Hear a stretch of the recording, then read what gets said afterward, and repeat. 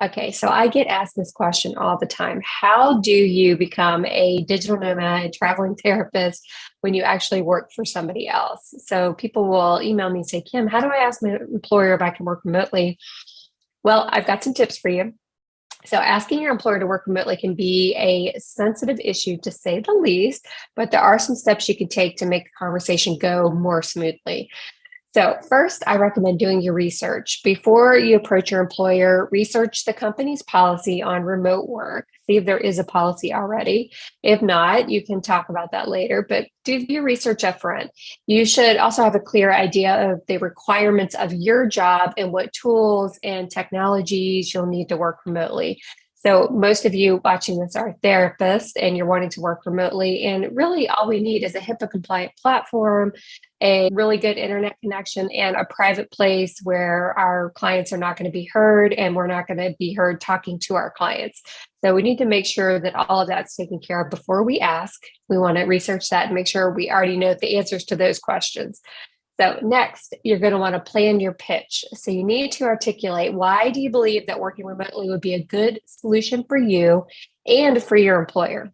So make sure you emphasize the benefits of remote work and how it will help you be more productive and happier, and in turn, a better employee for your employer.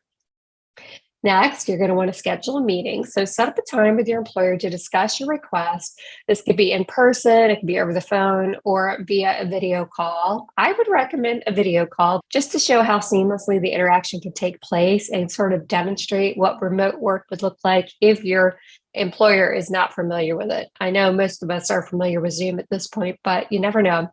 It's a good way to introduce the concept, the topic, and show how easily it can happen. So next, be prepared to compromise. So your employer may not be ready to let you work remotely full time yet, but they might be open to part-time or hybrid arrangements. So we can be flexible and work out a compromise that benefits both you and your employer.